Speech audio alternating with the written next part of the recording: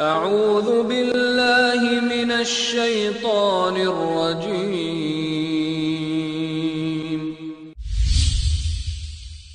بسم اللہ الرحمن الرحیم وعلى آلہ وصحبہ اجمعین وبعد۔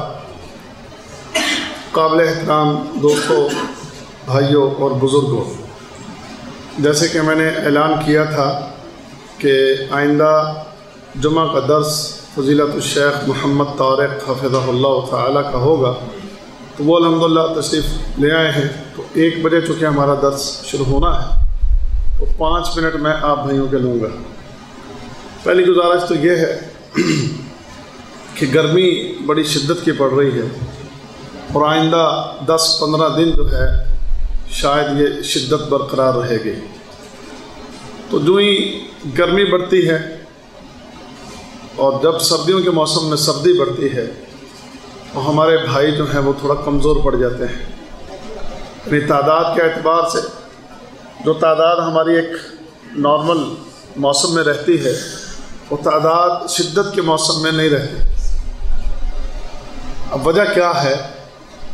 وجہ ہماری طبیعت کی کمزوری اور ہماری طبیعت کہ جو بڑی نرم و نازک ہے، وہ برداشت نہیں کرتی کہ اتنی گرمی میں وہ اللہ کے دین کو سیکھنے کے لیے اس تواتر کے ساتھ، تسلسل کے ساتھ ان دروس میں حاضر ہو۔ ویسے یہ طبیعت دنیا کے کام کاج کرنے کے لیے بالکل حشاش بشاش، محنتی، جستجو اور جد و جہد کرنے والی، لیکن یہاں پر آنا، یہاں پر بیٹھنا 1 گھنٹے کے لیے یہ تھوڑا سا مشکل ہو جاتا ہے اور بھاری ہو جاتا ہے۔ ایک بات ذہن میں رکھیے، اللہ کا دین، جسے اس دین کے ساتھ بہت محبت ہو اور اس دین کے لیے رغبت اور شوق ہو، تو یقین جانیے کہ وہ ایسی جگہوں پر آ کر اپنی تھکن کو دور کرتا ہے۔ اللہ کی عبادت،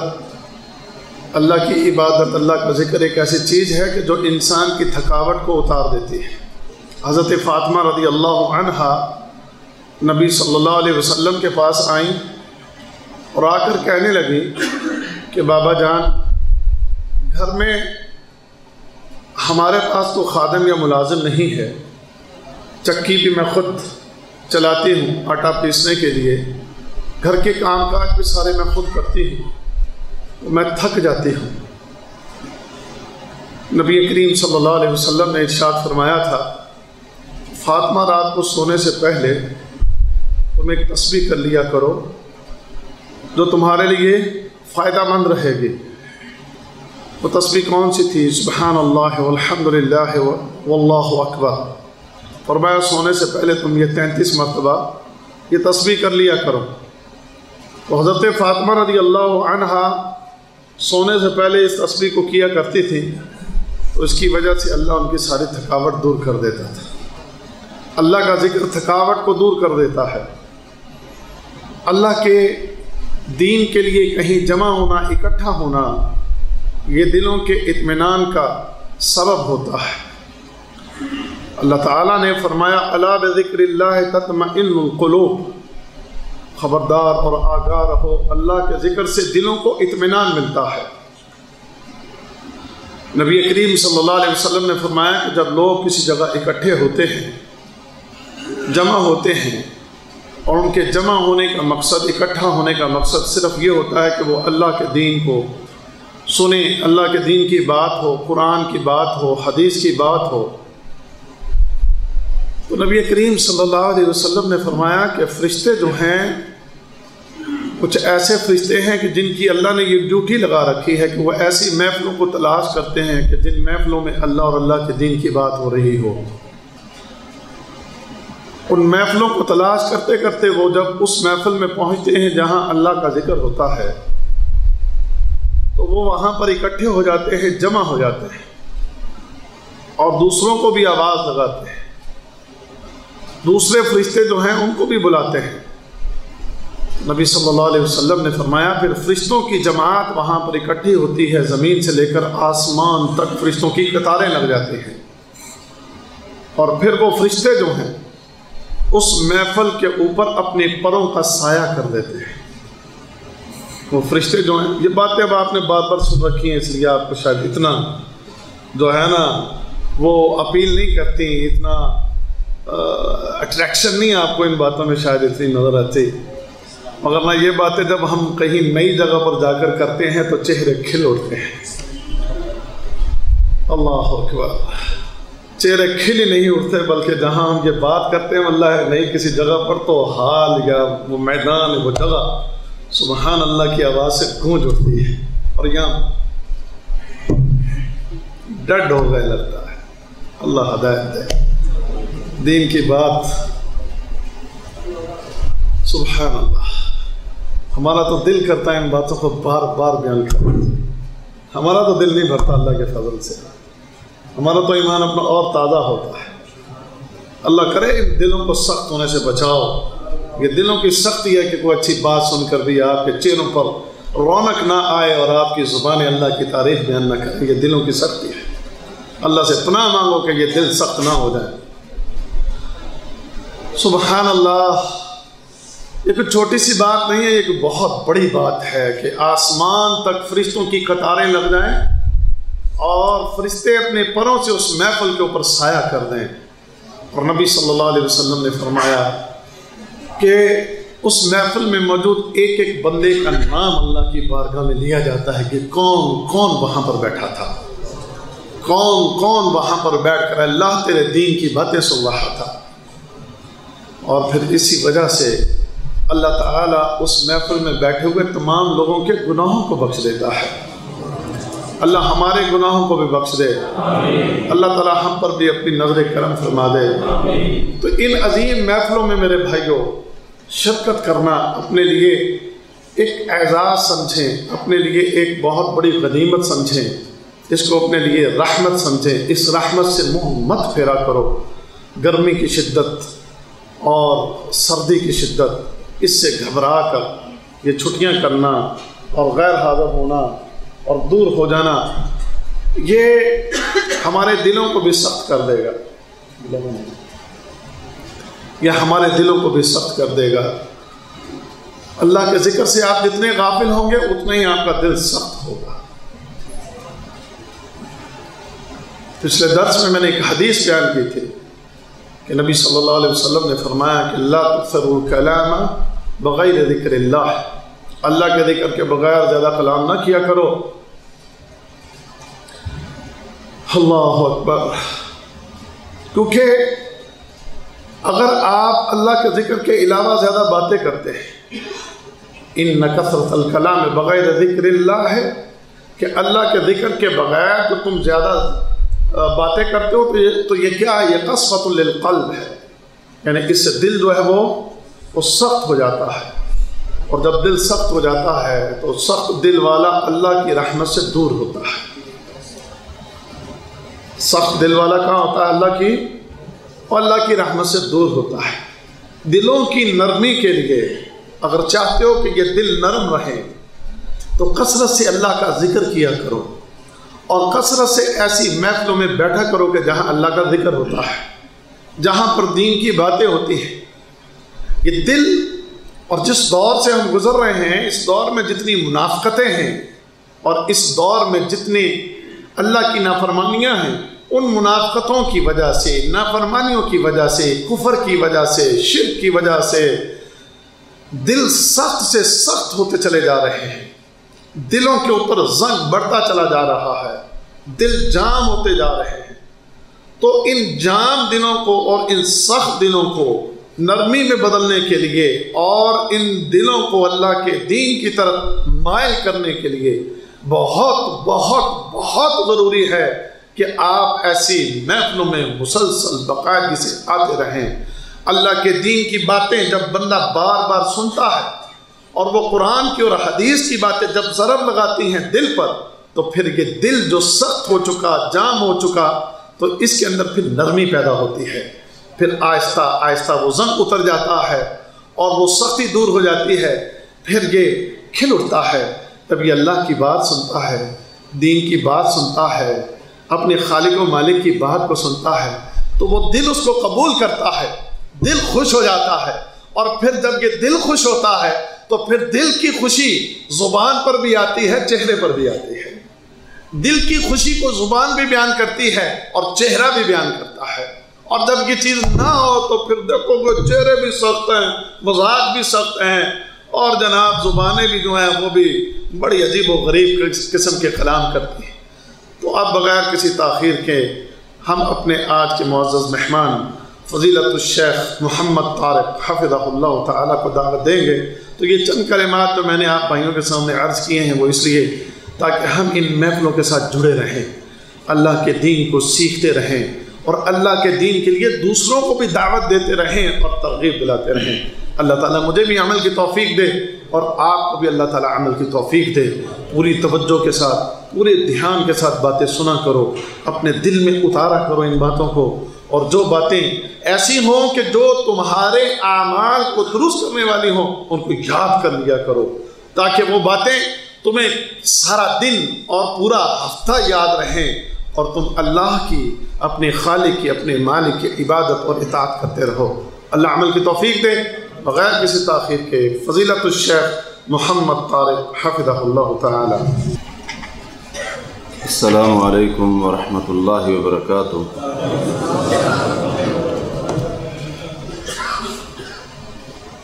ان الحمد للہ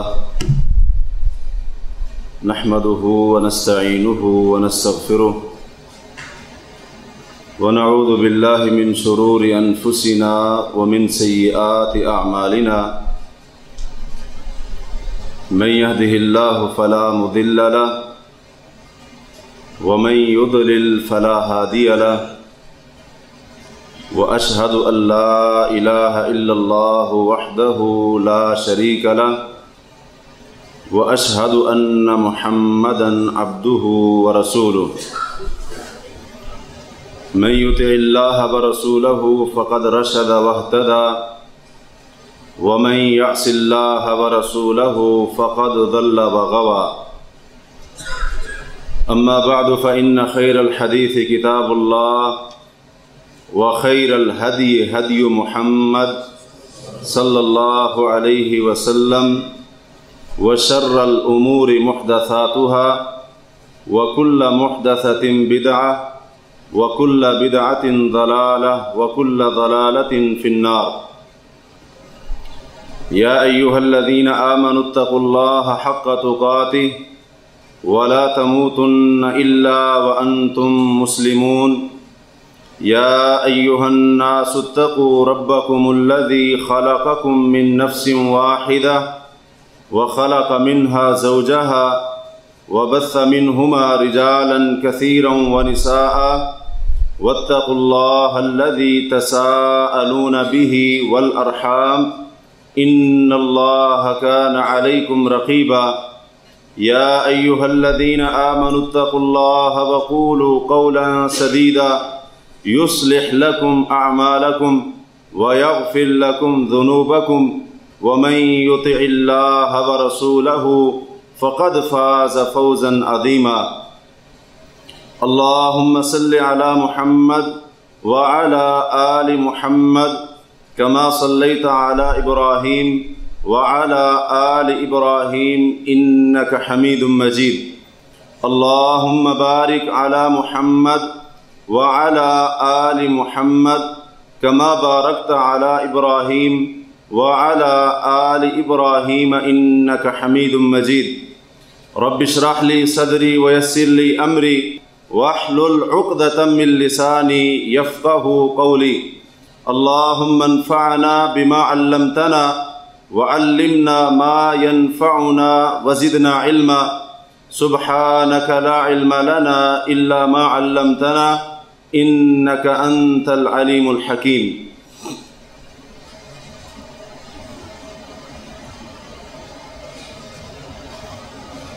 صحیح بخاری میں سیدنا حذیفہ بن یمان رضی اللہ عنہ سے مروی ہے، فرماتے ہیں کہ کان الناس یسألون رسول اللہ صلی اللہ علیہ وسلم عن الخیر لوگ اللہ کے رسول علیہ الصلاۃ والسلام سے خیر کے متعلق، نیکی کے بارے میں، اچھائی کے بارے میں پوچھا کرتے تھے، سوال کیا کرتے تھے۔ وَكُنْتُ أَسْأَلُهُ عَنِ الشَّرِّ، جبکہ میں رسول کریم علیہ الصلاۃ والسلام سے اکثر گناہ کے متعلق، شر کے متعلق اور فتنوں کے متعلق سوال کیا کرتا تھا۔ مخافت ان یدرکنی، اور میرا اکثر فتنوں کے متعلق یا گناہوں کے متعلق سوال کرنا اس ڈر کی بنا پر ہوتا تھا ان یدرکنی، کہ کہیں وہ گناہ، شر اور فتنہ مجھے آ نہ لے۔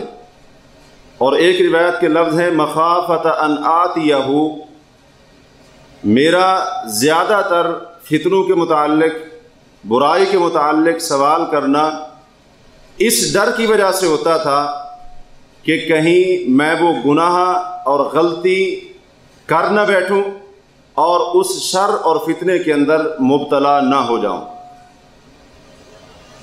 تو اس عظیم صحابی حضرت حذیفہ رضی اللہ تعالی عنہ کی یہ سوچ اور فکر دراصل تمام مسلمانوں اور اہل ایمان کی ہونی چاہیے کہ انسان کو نیکی کے ساتھ ساتھ گناہ کا، فتنے کا اور شر کا بھی ڈر ہونا چاہیے، کیونکہ جو نیکی بندہ کرتا ہے، جو عبادت کا کام مسلمان اور مومن کرتا ہے، صرف وہ عبادت کا کام کرنا ضروری نہیں ہے، بلکہ اس سے زیادہ ضروری ہے کہ انسان اپنی اس کی ہوئی محنت، نیکی اور عبادت کی حفاظت کرے، اور اپنی نیکیوں کو، اپنے اعمال کو، اپنی عبادات کو اور جتنے بھی اس کے اچھے کام ہیں جو اس نے کیے ہیں،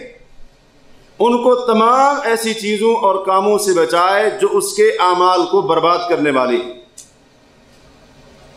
لہذا یہ سوچ ہر مسلمان کی ہونی چاہیے، اور ہر مسلمان کو اپنے اعمال کی فکر کرنی چاہیے، اپنے ایمان کے بارے میں بھی سوچنا چاہیے، اور ایمان کے علاوہ دیگر جو اعمال ہیں ہمیشہ ان کے بارے میں فکر مند رہنا چاہیے، اور ان اعمال کے تحفظ، حفاظت، دفاع اور ان کے بچانے کے متعلق انسان کو ہمیشہ پوری زندگی کے اندر لائحہ عمل تیار رکھنا چاہیے، کیونکہ کامیاب وہ شخص ہے کہ جس کو رب کائنات نے پہلے عمل کرنے کی توفیق دی، اور اس کے بعد اس عمل کو اس سے قبول بھی کر لیا، اور پھر رب کائنات نے اس بندے کو یہ بھی توفیق دی کہ اس شخص نے اپنی نیکی کو بچایا، اپنے عمل کو برباد ہونے سے بچا لیا۔ اس لیے حضرت علی رضی اللہ تعالی عنہ امیر المؤمنین یہ فرمایا کرتے تھے کہ لوگوں کونوا لقبول العمل اشد اہتماما، کہ لوگوں عمل سے بڑھ کر عمل کی قبولیت کی طرف زیادہ دھیان دیا کرو، کیونکہ کائنات کا رب فرماتا ہے انما یتقبل اللہ من المتقین، کہ اللہ ان لوگوں کا عمل قبول کرتا ہے جو متقی ہیں، پرہیزگار ہیں اور اللہ سے ڈرنے والے ہیں۔ اس لیے یہ ایمان اور اسی طرح سے اعمال صالحہ کی جو کھیتی انسان کے پاس ہوتی ہے، اس اعمال کی کھیتی کی حفاظت کرنا انتہائی ضروری ہے۔ وہ اعمال، وہ کام جو ایمان کو برباد کرنے والے ہیں یا اس کو کمزور کرنے والے ہیں یا انسان کی نیکیوں کے اجر و ثواب کو ضائع کرنے والے ہیں، مسلمان کو، ایک ایمان کے دعوے دار کو ہمیشہ ان اعمال سے، ان کاموں سے، ان چیزوں سے اپنے آپ کو بچانا چاہیے، کیونکہ یہ بات ہمیں یاد رکھنی چاہیے کہ اسلام نے کئی ایسے کام بتائے ہیں، اللہ اور اس کے رسول علیہ الصلاۃ والسلام نے کئی ایسے کام بتائے ہیں کہ جن میں سے ایک کام ایسا ہے اگر کوئی بندہ وہ کام کر لیتا ہے تو اس کی ساری زندگی کی محنت ضائع ہو سکتی ہے، اور اس کی عمر بھر کی عبادتیں اور نیکیاں برباد ہو سکتی ہیں۔ لہذا احتیاط، احتیاط اور احتیاط، بہت زیادہ احتیاط۔ کہیں ایسا نہ ہو کہ رمضان گزرا، نیکیوں کا یہ موسم گزرا، اور اسی طرح سے بندے نے بڑی نیکیاں کمائی، بہت زیادہ اعمال کیے، اللہ کو راضی کرنے والے کام کیے، اور پھر شیطان آئے، ابلیس آئے رمضان کے گزرنے کے بعد، اور اس بندے سے، اللہ کے مومن بندے سے، مسلمان بندے سے کوئی ایک ایسا کام کرا لے جو اعمال کو برباد کرنے والا ہے۔ یاد رہے، ان میں سے کوئی بھی کام اگر بندہ کرتا ہے، رمضان کی عبادتیں بھی برباد ہو جائیں گی، دیگر نیکیاں بھی تباہ ہو جائیں گی۔ اس لیے بڑی احتیاط کی ضرورت ہے۔ رمضان کے بعد بھی، حج کے بعد بھی، حج سے پہلے بھی، بلکہ پوری زندگی کے لیے یہ یاد رکھنے والا سبق ہے۔ یہ یاد رکھنے والا سبق ہے پوری زندگی کے لیے، پوری زندگی کے لیے یہ یاد رکھنے والی نصیحت ہے کہ جس کے اوپر انسان کو عمل بھی کرنا چاہیے، اور جس کے بارے میں تمام زندگی انسان کو سوچنا چاہیے۔ جو کام، جو اعمال انسان کی نیکیوں کو برباد کر دیتے ہیں، اس کی عبادات کے اجر و ثواب کو ضائع کر دیتے ہیں، ان کاموں میں سر فہرست اللہ کے ساتھ کفر کرنا ہے۔ جو بندہ رب کائنات کے ساتھ کفر کر لیتا ہے، یا کفریہ کاموں میں سے کسی کام کا ارتکاب کر لیتا ہے، اللہ وحدہ لا شریک اس کام کے کرنے سے پہلے جتنی بھی اس کی نیکیاں ہوتی ہیں، کائنات کا رب ساری نیکیوں کو برباد کر دیتا ہے۔ اس لیے کفر، اس کے اسباب، اس کے وسائل، اس کے ذرائع سے اپنے آپ کو ہم نے بچانا ہے، اور کفریہ کاموں سے بھی اپنے دامن کو محفوظ رکھنا ہے، وگرنہ اللہ وحدہ لا شریک سورہ مائدہ کے اندر فرماتے ہیں وَمَن يَكْفُرْ بِالْإِيمَانِ فَقَدْ حَبِطَ عَمَلُهُ، جو بندہ ایمان کے ساتھ کفر کر لے یا ایمان لانے کے بعد کفر کر لے، فرمایا فَقَدْ حَبِطَ عَمَلُهُ، کفر کرنے کی وجہ سے اس کے سارے عمل برباد ہو جاتے ہیں، وَهُوَ فِي الْآخِرَةِ مِنَ الْخَاسِرِينَ، اور قیامت کے دن ایسا بندہ نقصان اٹھانے والوں میں سے ہوگا، خسارہ پانے والوں میں سے ہوگا۔ نیکیاں برباد ہو جاتی ہیں، کوئی بھی کفریہ کام کرنے کی وجہ سے انسان کا عمل تباہ ہو جاتا ہے، عبادتوں کا اجر و ثواب ضائع ہو کے رہ جاتا ہے۔ اس لیے کفر سے، اس کے اسباب سے، اس کے ذرائع سے، اس کے وسائل سے اپنے آپ کو بچانا ہے، اپنے دامن کو پاکیزہ رکھنا ہے۔ ایک اور کام جس کی وجہ سے انسان کے اعمال برباد ہو جاتے ہیں، وہ ہے اللہ کے ساتھ شرک کرنا۔ جو بندہ کائنات کے رب کے ساتھ شرک کرتا ہے، اس کی ذات میں شرک کرے، صفات میں شرک کرے، الوہیت میں کرے، ربوبیت میں کرے، اس بندے کے اعمال بھی برباد ہو جاتے ہیں، اس کی ساری نیکیاں ضائع کر دی جاتی ہیں، اور اس کا ایک عمل بھی، ایک عبادت بھی اللہ کے ہاں قبول و منظور نہیں کیا جاتا۔ اللہ تعالیٰ نے سورہ انعام میں 18 نبیوں کا ایک ہی مقام پر ذکر کیا، اور ان نبیوں کے اندر کوئی عام نبی نہیں۔ حضرت ابراہیم خلیل اللہ، حضرت اسماعیل، حضرت اسحاق، حضرت موسیٰ، عیسیٰ، حضرت یونس اور حضرت لوط علیہ السلام، ان جیسے عظیم اور جلیل القدر نبی اللہ تعالیٰ نے ان 18 نبیوں کا ذکر کرنے کے بعد سورۃ انعام کی آیت نمبر 88 کے اندر فرمایا وَلَوْ أَشْرَكُوا لَحَبِطَ عَنْهُمْ مَا كَانُوا يَعْمَلُونَ، اگر یہ 18 کے 18 نبی بالفرض اللہ کے ساتھ شرک کر لیتے تو ان 18 کے 18 نبیوں کے عمل بھی اللہ برباد کر دیتا، ان کے عمل بھی ضائع ہو جاتے۔ اگر ایک نبی اور رسول جو وقت کی افضل ترین شخصیت ہوا کرتا ہے اور اللہ کی طرف سے چنا ہوا ہوتا ہے، اللہ کی طرف سے مبعوث ہوتا ہے، اگر وہ بھی رب فرماتے ہیں وہ بھی بالفرض کوئی شرکیہ کام کر لے، اللہ کے ساتھ شرک کر لے، تو اس نبی کے بھی عمل برباد ہو جائیں گے۔ تو یہ تو ایک نبی کی بات تھی۔ اگر کوئی عام بندہ انبیاء سے ہٹ کر کائنات کا کوئی اور شخص اگر اللہ کے ساتھ شرک کرتا ہے، اس کی نیکیاں بھی تباہ و برباد ہو جاتی ہیں۔ اور یہ مسئلہ اللہ تعالیٰ نے اپنی مقدس کتاب کے اندر کئی جگہوں پر واضح کیا ہے کہ جو شخص اللہ کے ساتھ شرک کرتا ہے اس کی نیکیاں تباہ ہو جاتی ہیں، اس کے اعمال برباد کر دیے جاتے ہیں، اور اس کی عبادتیں، اس کی ساری محنتیں، ساری کوششیں جو اللہ کو راضی کرنے کے لیے اس نے کی تھی، سب کچھ تباہ و برباد ہو جاتا ہے۔ اس لیے شرک سے بھی اپنے آپ کو بچانا ہے۔ پوری زندگی کا یہ سبق ہے، پوری زندگی کے لیے یہ نصیحت ہے، کفر سے بھی، شرک سے بھی اپنے آپ کو بچانا ہے، اپنے دامن کو پاک رکھنا ہے۔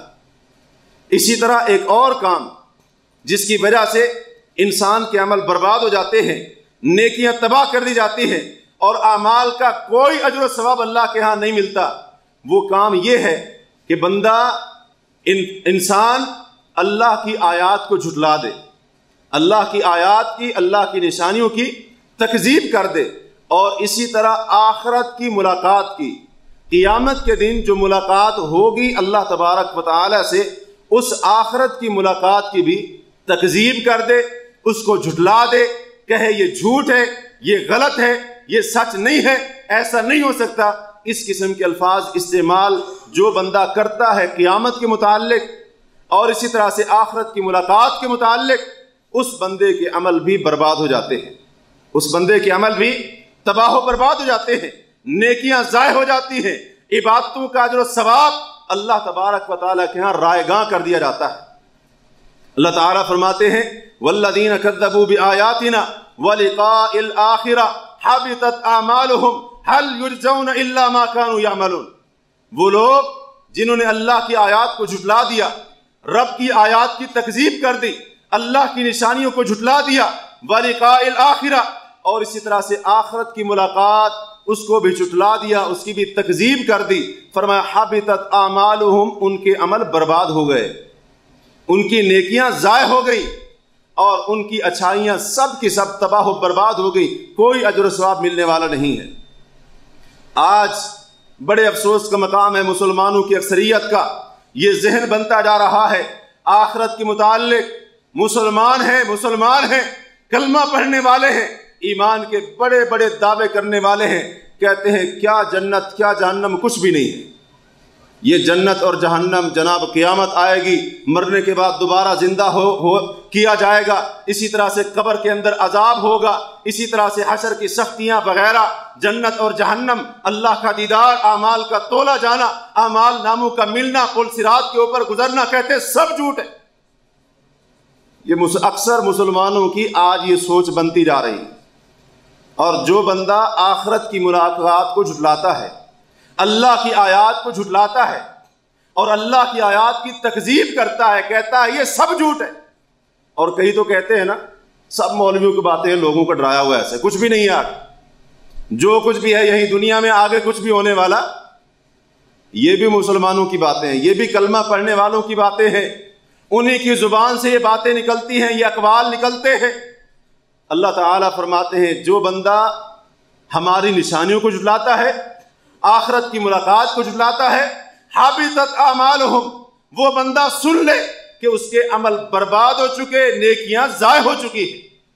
هل یجزون الا ما كانوا یعملون، اللہ فرماتے ہیں کہ ان کو ان کے عمل کا ہی بدلہ دیا گیا ہے، ان کے عمل کی ہی جزا دی گئی ہے، جیسا ان کا عمل، جیسا ان کا عقیدہ، جیسا ان کا نظریہ اور جیسی ان کی سوچ، اسی کے مطابق رب کائنات نے ان کے اعمال کو برباد کر دیا ہے۔ لہذا خبردار، ہوشیار رہنا ساری زندگی کے لیے، آخرت کے جتنے بھی معاملات ہیں، موت سے لے کر جنت میں جانے تک، اور اسی طرح سے جنت کا معاملہ، جہنم کا معاملہ، اور اسی طرح سے جتنے بھی معاملات ہیں، قبر کے اندر عذاب کا مسئلہ ہے، جتنے بھی معاملات ہیں آخرت کے، ان کے اوپر ایمان لانا ہے۔ اگر ان کے متعلق شک کیا، آخرت کی ملاقات کو جھٹلا دیا، یا اس کے متعلق شک اور شبہ مسلمان کے دل کے اندر پیدا ہو گیا، ساری نیکیاں اللہ برباد کر کے رکھ دے۔ لہذا ساری زندگی مسلمانوں، ایمان والوں، نبی علیہ الصلوۃ والسلام کے نام کا کلمہ پڑھنے والوں، ان باتوں کے اوپر ایمان رکھنا ہے۔ کسی موقع پر، زندگی کے کسی موڑ پر شک شبہ پیدا نہیں کرنا، نیکیاں تباہ ہو جائیں گی۔ اگر ایک لمحے کے لیے بھی، چند دنوں کے لیے یا تھوڑے سے وقت کے لیے بھی یہ شک پیدا ہو گیا یا جھٹلا دیا اس معاملے کو، تو رب کائنات پوری زندگی کی نیکیوں کو برباد کر کے رکھ دے۔ اس لیے خبردار رہنا، ہوشیار رہنا، کہیں ان زبانوں کی باتوں کی وجہ سے اپنے اعمال کو برباد مت کر لینا، نیکیوں کو ضائع مت کر لینا، اپنے اعمال کی حفاظت کرنا یہ بھی ہماری ذمہ داری، نیکیوں کا تحفظ کرنا یہ بھی ہماری ذمہ داری۔ اسی طرح وہ بندہ جو اللہ کی نازل کردہ شریعت میں سے کسی چیز کو ناپسند کرتا ہے، اللہ کی نازل کردہ شریعت، احکام، قوانین، حدود، عبادات، معاملات، ان میں سے کسی معاملے کو اور اسی طرح سے کسی عبادت کو، حدود میں سے کسی حد کو، قوانین میں سے کسی قانون کو، احکام میں سے کسی حکم کو اگر ناپسند کرتا ہے اور ناپسندیدگی کی نگاہوں سے دیکھتا ہے، ایسے بندے کے بھی تمام اعمال اللہ برباد کر کے رکھ دیتا ہے، اس کی نیکیاں تباہ ہو جاتی ہیں۔ اللہ تعالیٰ کا فرمان ہے سورہ محمد کے اندر، والذین کفروا فتعسا لہم واضل اعمالہم، وہ لوگ جنہوں نے کفر کیا، فتعسا لہم، ان کے لیے تباہی ہے، ان کے لیے بربادی ہے، نیست و نابود ہو جائیں، ان کا ستیہ ناش ہو جائے، واضل اعمالہم، اللہ نے ان کے اعمال کو بیکار کر دیا ہے۔ اللہ کیوں بیکار کیا ہے؟ ان کے اعمال کو کیوں رائیگاں کیا ہے؟ ان کے اعمال ان کو کیوں فائدہ نہیں دیں گے؟ فرمایا یہ کافر ذالک بانہم کرہوا ما انزل اللہ، جو اللہ نے قانون شریعت نازل کی تھی یہ کافر اس کو ناپسند کرتے ہیں، چاہتے نہیں ہیں، ناپسندیدگی کی نگاہوں سے دیکھتے ہیں۔ جب ان کو اللہ کا قانون پسند نہیں ہے، ان کو اللہ کی شریعت پسند نہیں ہے، فأحبط اعمالہم، اللہ کو بھی ان کے اعمال پسند نہیں، اللہ ان کے سارے اعمال برباد کر دیے، اللہ نے ان کی ساری نیکیاں برباد کر دی۔ اور آج مسلمان ہی ہیں جو جناب میڈیا کے اندر آ کر علل اعلان سر عام کھلے عام اسلام کے احکام کا مذاق اڑاتے ہیں، اسلامی حدود کا، اسلامی فرائض کا، دیگر چیزوں کا مذاق اڑاتے ہیں، اور آج حلال کو حرام، حرام کو حلال کرنے کی کوششیں وہ بھرپور جاری ہیں۔ پردے کا کبھی مذاق اڑایا جاتا ہے تو کبھی اسلامی حدود کا، قوانین کا، اور مسلمان ہیں یہ کہنے والے کہتے ہیں یہ جو حدود ہیں، زنا کی حد ہے، تہمت کی حد ہے، شراب کی حد ہے، چوری کی حد ہے، یہ جو اسلامی سزائیں ہیں، اسلامی حدود ہیں، کہتے ہیں یہ وحشیانہ ہیں، یہ ظالمانہ ہے، وحشیانہ ہے اور ظالمانہ ہے۔ یہ درندوں کے ساتھ کہتے ہیں ایسا سلوک کیا جانا چاہیے، بندوں کے ساتھ نہیں کیا جانا چاہیے۔ یہ کیا ہے ایسا؟ کیا یہ اللہ کی نازل کردہ شریعت اس کو ناپسند کرنے کا نام نہیں ہے، بلکہ اس کا انکار کرنے کا نام سر عام۔ اسی طرح سے کئی عبادات ہیں، کئی معاملات ہیں، سود جو ہے نا اس کو آج پرافٹ کا نام دے کر حلال سمجھ لیا لوگوں نے، اور آپ جو ہے نا کسی کام سے جائیں، یہ تو جس کو واسطہ پڑتا ہے نا اسی کو پتہ ہوتا ہے، کسی کام سے آپ سرکاری دفاتر کے اندر چلے جائیں تو آگے جو سرکاری افسر بیٹھا ہے، عہدیدار بیٹھا ہے، کلرک بیٹھا ہے، چھوٹا ہے یا بڑا ہے، چپڑاسی سے لے کر بڑے افسر تک، بڑے عہدے والے بندے تک، سب کی کیا ہے جناب؟ فیس ہے۔ یہ فیس کیا ہے؟ یہ رشوت ہے۔ رشوت کو کیا ہے جناب؟ آج فیس کا نام دے دیا گیا ہے، اور کہتے ہیں ہمارا حق ہے۔ کیا کہتے ہیں؟ ہمارا حق ہے، ہماری محنت ہے، ہم محنت کرتے ہیں، کوشش کرتے ہیں، اسی کی ہم فیس وصول کرتے ہیں۔ اللہ تعالیٰ کے احکام کو، اللہ کی شریعت کو، اللہ کے قوانین کو اور اللہ کی حدود کو جو بندہ ناپسند جانتا ہے، یا اسی طرح سے جو چیز اللہ نے حرام کی تھی، مثلا زنا اللہ نے حرام کیا، ایک مسلمان کہتا ہے نہیں جی زنا حرام نہیں ہونا چاہیے تھا۔ اللہ نے شراب کو حرام کیا، کہتا ہے شراب حرام نہیں ہونی چاہیے تھی۔ رب کائنات نے سود کو حرام قرار دیا، کہتا ہے سود حرام نہیں ہونا چاہیے تھا۔ اللہ نے رشوت کو حرام قرار دیا، کہتا ہے رشوت حرام نہیں ہونی چاہیے تھی۔ فلاں چیز حرام نہیں ہونی چاہیے تھی، فلاں چیز حرام نہیں ہونی چاہیے تھی۔ یہ بات زبان سے کرتا ہے، اللہ ساری نیکیاں برباد کر کے رکھ دیتا ہے۔ اسی طرح جو چیزیں اللہ نے فرض کی ہیں، مثال کے طور پر نمازیں پڑھنا فرض ہے، کوئی مسلمان کہے یہ نمازیں پتہ نہیں اللہ نے کیوں فرض کر دی، یہ نمازیں نہیں ہونی چاہیے تھی، یا ہونی چاہیے تھی تو صرف 1-2 ہونی چاہیے تھی، 5 پتہ نہیں کدھر سے آ گئی۔ ایسی بات کرنے والا یہ اللہ کی شریعت کو ناپسند ٹھہرا رہا ہے، ناپسندیدگی کی نگاہوں سے دیکھ رہا ہے، اور رب اس کے اعمال کو برباد کر کے رکھ دے گا۔ رمضان کے روزے ہیں، یہ کہتا ہے رمضان کے روزے نہیں ہونے چاہیے، اور خاص طور پر جب گرمیوں میں آئے۔ اسی طرح سے زکوٰۃ ہے، کہتا ہے زکوٰۃ فرض نہیں ہونی چاہیے تھی، اس قسم کی بات کرتا ہے۔ اسی طرح سے پردہ کرنا ہے، کہتا ہے یہ پردہ عورت کے اوپر ظلم ہے۔ کوئی مسلمان مرد کہے یا عورت کہے کہ یہ 4 دیواری کے اندر عورت کا بیٹھنا، گھر کی ذمہ داریوں کو سنبھالنا، اور اسی طرح سے جب نکلنا ہے تو پھر برقعے کے اندر، چادر کے اندر نکلنا ہے، مکمل باپردہ ہو کر نکلنا ہے، اور اسی طرح سے پردے کی حدود سے باہر نہیں نکلنا۔ ایک مسلمان کہتا ہے یہ عورت پر ظلم ہے، اس کے حقوق کی خلاف ورزی ہے، حقوق نسواں کے یہ خلاف ہے چیز۔ جو بندہ ایسی باتیں کرتا ہے وہ مسلمان یاد رکھے وہ اللہ کی نازل کردہ شریعت کو ناپسند کر رہا ہے، اور جو اللہ کی نازل کردہ شریعت کو ناپسند کرتا ہے، کائنات کا رب اس کی تمام نیکیوں کو تباہ کر دیتا ہے۔ اس لیے بھائیو احتیاط کرنا، بڑی احتیاط کرنا، زبان پر کوئی ایسا جملہ نہ آئے کہ جس کے اندر اللہ کی نازل کردہ شریعت اور احکام کی ناپسندیدگی کا اظہار ہوتا ہو، مگر نہ یاد رکھنا اللہ ساری عبادت نیکیوں کو تباہ کر کے رکھ دے گا۔ چاہے وہ حج کی عبادت ہو، وہ رمضان کی عبادتیں ہوں، وہ روزے کی عبادت ہو، وہ نماز کی عبادت ہو، بڑے سے بڑے عمل بھی اللہ برباد کر کے رکھ دے گا اگر اس قسم کے جملے زبان سے نکلے، اس قسم کی باتیں زبان پر آئیں، اس قسم کے اقوال مسلمان کی زبان سے جاری ہوئے کہ جن کے اندر اللہ کی شریعت کو ناپسند کرنے والا معاملہ موجود تھا، اللہ اعمال کو برباد کر کے رکھ دے گا۔ ساری زندگی کے لیے یہ نصیحت یاد رکھنا، اس نصیحت کو یاد رکھنا۔ نبی علیہ الصلوۃ والسلام فرماتے ہیں بعض دفعہ ایسے ہوتا ہے کہ انسان اپنی زبان سے ایک ایسا جملہ نکالتا ہے کہ جس کی پرواہ نہیں کرتا،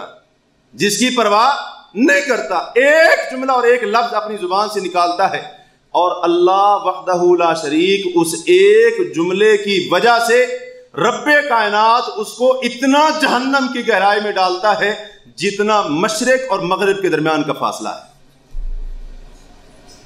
کیوں؟ فرمایا وہ جو جملہ اس کی زبان سے نکلتا ہے وہ جملہ اللہ کو پسند نہیں ہوتا۔ اللہ کو ناراض کرنے والی ایک بات اپنی زبان سے نکالتا ہے، کائنات کا رب جتنا مشرق اور مغرب کے درمیان کا فاصلہ ہے اتنی جہنم کی گہرائی کے اندر اس کو ڈال دیتا ہے۔ آج ہماری زبانوں سے باتوں ہی باتوں کے اندر اللہ جانتا ہے ایسی باتیں نکلتی ہیں زبانوں سے جو عقیدے کے بھی خلاف ہوتی ہیں، اسلام کے بھی خلاف ہوتی ہیں، اور کئی ایسی باتیں ہم اپنی زبانوں سے کرتے ہیں لا علمی کی حالت میں، پتہ نہیں ہوتا، پرواہ نہیں ہوتی، کچھ علم نہیں ہوتا، احساس نہیں ہوتا کیا کہہ رہے ہیں زبانوں کے ساتھ، حالانکہ ان میں سے ایک ایک بات، ایک ایک قول، ایک ایک جملہ، ایک ایک لفظ، ایک ایک کلمہ ایسا ہوتا ہے جو اللہ کو ناراض کرنے والا ہوتا ہے۔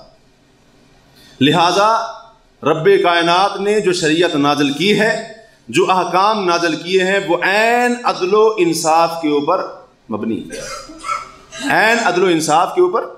وَتَمَّتْ کَلِمَتُ رَبِّكَ صِدْقًا وَعَدْلًا، تیرے رب کا کلمہ سچائی کے اعتبار سے بھی مکمل ہے اور عدل و انصاف کے لحاظ سے بھی مکمل ہے۔ اللہ کی جو بھی بات ہے وہ سچی بھی ہے، عدل پر مبنی بھی ہے۔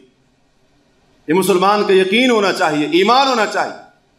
آج جناب کھلے عام جناب فلاں جو مسئلہ ہے شریعت کا وہ زیادتی ہے، فلاں جو بات ہے، فلاں جو حکم ہے شریعت کا وہ ظلم ہے وغیرہ، اس قسم کی باتیں کرنا، تو ایسا مسلمان جو ایسی باتیں کرتا ہے کہتا ہے فلاں حکم دے کر اللہ تعالیٰ نے جو فلاں حکم دیا ہے وہ ظلم ہے، وہ زیادتی ہے، ناانصافی ہے، لوگوں کے اوپر مشقت ہے، جبر ہے، تو پھر ایسے مسلمان سے صرف ایک سوال کیا جائے گا کہ یہ بتاؤ اس کا معنی پھر کیا ہوگا؟ کیا تمہارا رب ظالم ہے؟ کیا رب پھر ظالم ہے؟ نعوذ باللہ، ظلم کرنے والا ہے، ناانصافی کرنے والا ہے؟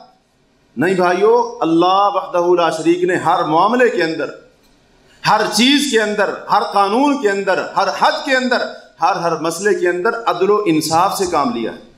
وَتَمَّتْ كَلِمَتُ رَبِّكَ صِدْقًا وَعَدْلًا، لہذا خبردار ایسی کوئی بھی بات کہ جس سے اللہ کی شریعت کی ناپسندیدگی کا اظہار ہوتا ہو اپنی زبان پر مت لانا، وگرنہ یاد رکھنا ساری نیکیاں برباد ہو جائیں گی۔ عبادتوں کے اجر و ثواب کو رائیگاں کر دیا جائے گا، برباد کر دیا جائے گا۔ کوئی عمل، کوئی بھی نیکی کتنی بڑی کیوں نہ ہو، کتنی خوبصورت کیوں نہ ہو، اور کرنے والا کتنا اس کے اندر مخلص کیوں نہ ہو، اللہ کی رضا کے لیے کیوں نہ کی ہو، کتنا بڑا عمل کیوں نہ ہو، لیکن اگر اللہ کی شریعت کے بارے میں ناپسندیدگی کا اظہار کیا یا ایسے الفاظ کہے، رب کائنات ایسی نیکیوں اعمال کو برباد کر کے رکھ دیتا۔ اسی طرح وہ شخص جس کی آواز رسول کریم علیہ السلام کی آواز سے بلند ہو جائے، اس کے اعمال بھی برباد ہو جاتے ہیں، اس کی نیکیاں بھی تباہ کر دی جاتی ہیں۔ سورہ حجرات کے اندر اللہ نے فرمایا یا ایھا الذین آمنوا لا ترفعوا اصواتکم فوق صوت النبی ولا تجہروا له بالقول کجہر بعضکم لبعض ان تحبط اعمالکم وانتم لا تشعرون۔ یا ایمان والو، اپنی آوازوں کو نبی کی آواز سے بلند مت کرنا، اور نبی کو جب بلانا ہو تو ایسے مت بلانا جیسے ایک دوسرے کو بلاتے ہو۔ ان تحبط اعمالکم، کہیں ایسا نہ ہو کہ تمہارے عمل بھی برباد ہو جائیں، وانتم لا تشعرون، اور تمہیں شعور اور احساس تک بھی نہ ہو۔ یعنی کیا معنی؟ اگر پیغمبر کی آواز سے اپنی آواز کو بلند کرو گے یا ان کو ایسے بلاؤ گے، آواز دو گے جیسے ایک دوسرے کو بلاتے ہو نام لے کر یا کسی اور انداز سے، تو اللہ فرماتے ہیں یہ کام کرنے کی وجہ سے کہیں ایسا نہ ہو تمہارے عمل برباد ہو جائے اور تمہیں اپنی بربادی کا احساس تک بھی نہ ہو، تمہیں اپنی بربادی کا علم تک بھی نہ ہو۔ نبی کی آواز سے آواز کو بلند کرنا ایسا کام ہے جو انسان کے تمام اعمال کو برباد کر کے رکھ دیتا ہے۔ اچھا، صحابہ کرام کے زمانے میں جب رسول کریم علیہ السلام حیات تھے، زندہ تھے، تب تو اس آیت کا معنی واضح ہے کہ نہیں؟ بالکل واضح ہے، کوئی اشکال ہی نہیں ہے۔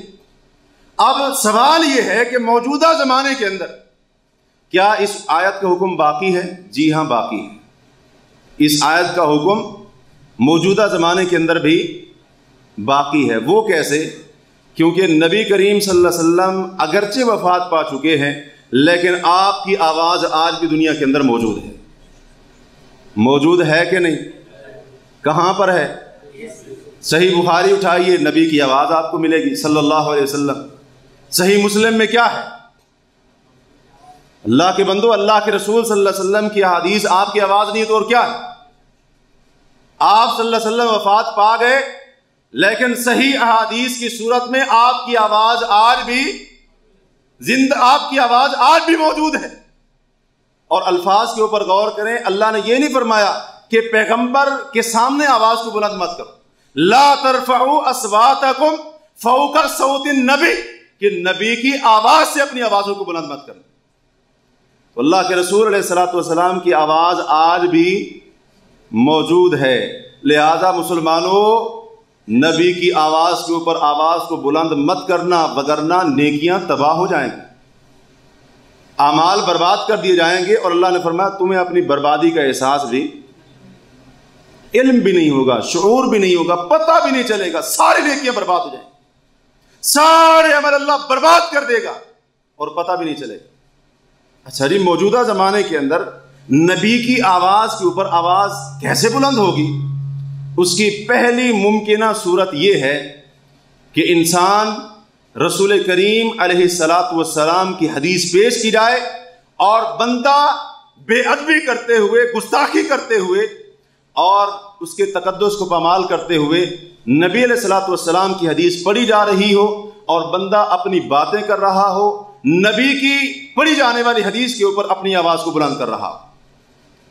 یہ بھی ایک ممکنہ صورت ہے نبی کی آواز کے اوپر اپنی آواز کو بلند کرنے کی۔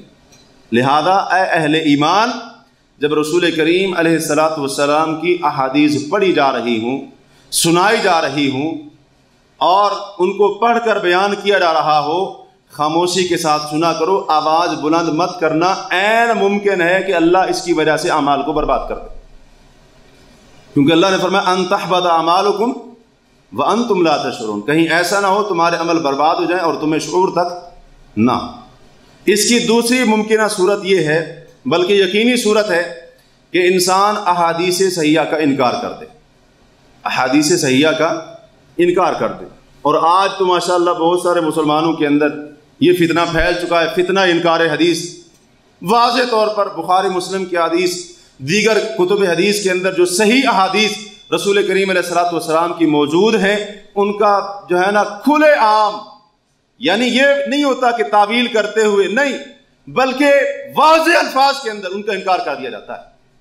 اور پورا ایک گروہ ایسا موجود ہے جو میڈیا کے اوپر چھایا ہوا ہے، اور دن رات کی گھڑیوں کے اندر 24 گھنٹوں کے اندر ان کا کام یہی ہے، رسول کریم علیہ الصلوۃ والسلام کی صحیح احادیث کا انکار کرنا، صحیح احادیث کا انکار کرنا۔ اور ایسے مسلمان بھی آپ کے معاشرے کے اندر رہتے ہیں جو رسول اللہ صلی اللہ علیہ وسلم کی احادیث کو گالیاں دیتے ہیں۔ ایسے بندے بھی مسلمانوں کے اندر پائے جاتے ہیں۔ تو انصاف سے ذرا بتائیے، نیکی باقی رہے گی؟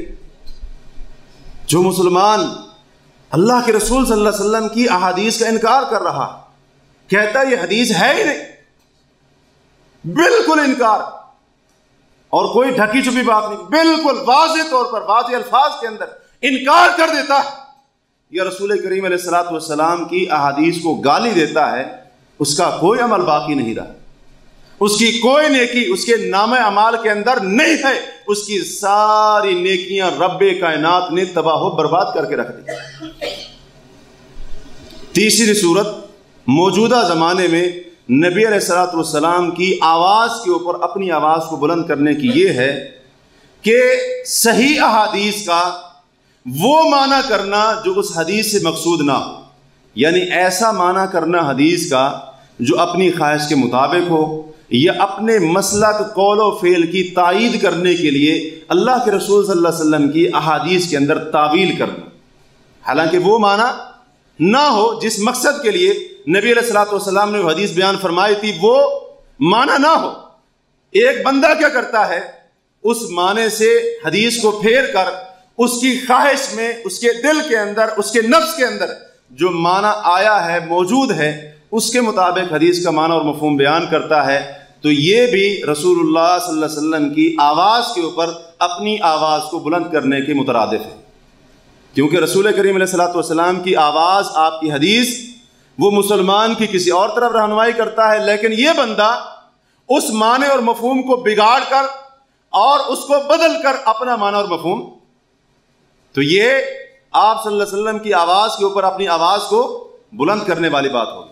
اسی طرح اس کی چوتھی ممکنہ صورت یہ ہے کہ رسول اللہ صلی اللہ علیہ وسلم کا نام لے کر آپ کے نام پر کمزور اور من گھڑت روایات بیان کرنا، یہ بھی اللہ کے رسول کی آواز کے اوپر اپنی آواز کو بلند کرنے والی بات ہے، کیونکہ آپ علیہ الصلوۃ والسلام کی آواز صحیح حدیث کی روشنی میں موجود ہے کہ نہیں؟ موجود ہے نا، موجود ہے۔ لیکن ایک بندہ کیا کرتا ہے، کسی بھی مقصد کے لیے، جیسا کہ آج لوگوں کے بہت سارے مقصد ہیں، ٹھیک ہے نا، وہ سیاسی مقصد ہو، وہ کوئی ذاتی مقصد ہو، وہ کوئی معاشی مقصد ہو، کسی بھی مقصد کے لیے بندہ ایک کیا کرتا ہے، وہ لوگوں کے سامنے من گھڑت موضوع قسم کی، کمزور قسم کی، ضعیف قسم کی، منکر قسم کی روایات کو بیان کرتا ہے، حالانکہ صحیح حدیث موجود ہے۔ اللہ کے رسول کی آواز صحیح حدیث کی روشنی میں موجود ہے، اور وہ کیا کر رہا ہے، آپ علیہ الصلوۃ والسلام کا نام لے کر موضوع من گھڑت اور باطل اور جھوٹی قسم کی حدیث بیان کرتا ہے۔ تو یہ بھی آپ علیہ الصلوۃ والسلام کی آواز کے اوپر اپنی آواز کو بلند کرنے والی بات ہے۔ اسی طرح جو بندہ کوئی حدیث گھڑتا ہے، وہ بھی اسی زمرے میں آتا ہے، وہ بھی اسی زمرے کے اندر آتا ہے۔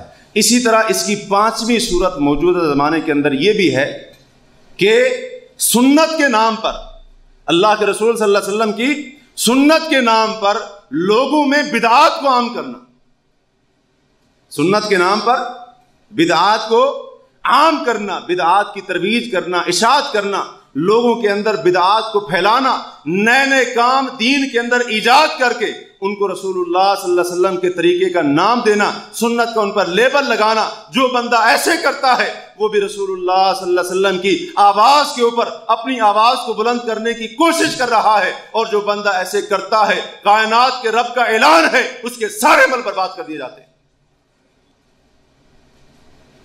لہذا اپنی آواز کو رسول کریم علیہ السلام کی آواز کے اوپر کسی بھی صورت میں بلند نہیں کرنا، نیکیاں تباہ ہو جائیں گی، اعمال برباد کر دیے جائیں گے، اعمال تباہ ہو جائیں گے، عبادات رائے گاں جائیں گی، سب کچھ برباد ہو جائے گا، ساری محنت اس پر پانی پھر جائے گا۔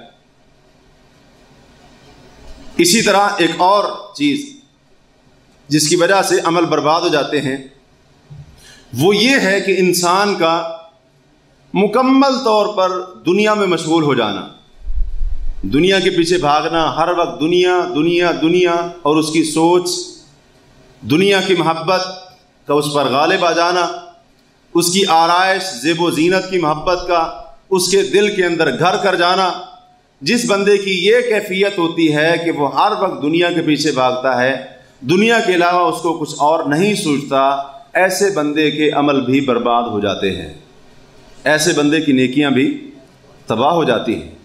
یہ اللہ تعالیٰ کا فرمان ہے، اللہ تعالیٰ کا فرمان ہے۔ سورہ ہود کے اندر آیت نمبر 15 اور 16 کے اندر فرمایا من کان یرید الحیات الدنیا وزینتہا، جو بندہ دنیا کی زندگی اور اس کی زیب و زینت کا ارادہ کرتا ہے، دنیا چاہتا ہے، دنیا کی زیب و زینت کا ارادہ رکھتا ہے، نوفی الیہم اعمالہم فیہا، تو ہم اسی دنیا کے اندر ہی ان کے اعمال کا بدلہ ان کو پورا پورا دے دیتے ہیں، وَهُمْ فِيهَا لَا يُبْخَسُونَ، اور دنیا کے معاملے میں ان کے ساتھ کوئی کمی نہیں کی جاتی۔ أُولَٰئِكَ الَّذِينَ لَيْسَ لَهُمْ فِي الْآخِرَةِ إِلَّا النَّارُ، یہی وہ لوگ جو دنیا کے طلبگار، دنیا سے محبت کرنے والے، دنیا کی زیب و زینت کو چاہنے والے، اس کے پیچھے بھاگنے والے، قیامت کے دن اللہ کے رسول نے فرمایا ان کے لیے جہنم کی آگ کے سوا کچھ اور نہیں ہوگا، جہنم کی آگ کے علاوہ کچھ اور نہیں ہوگا،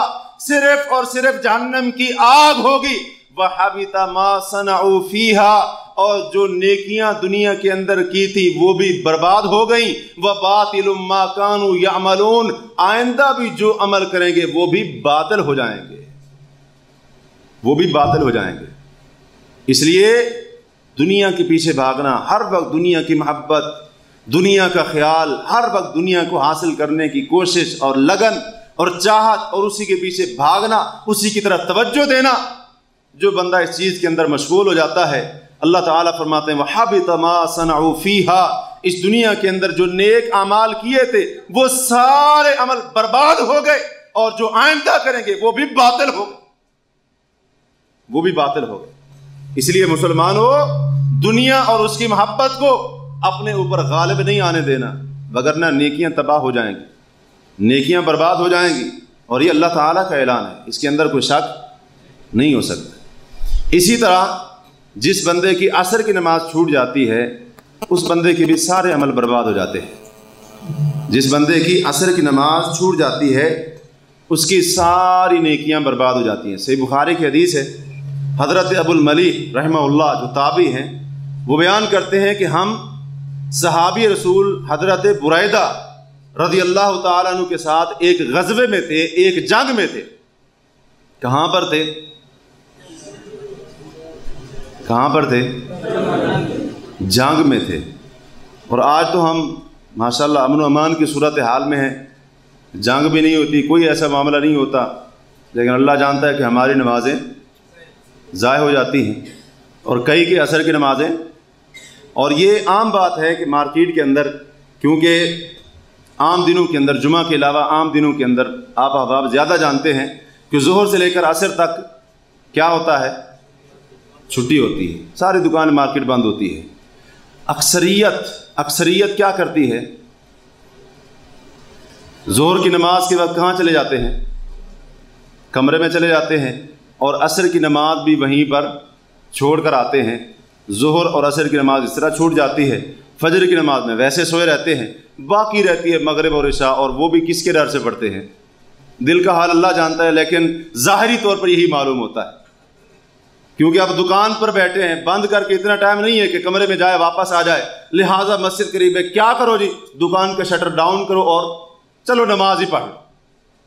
اب نماز پڑھنے کا معاملہ کیا رہ گیا؟ چلو نماز ہی پڑھ لو، یعنی اس حد تک آ گیا۔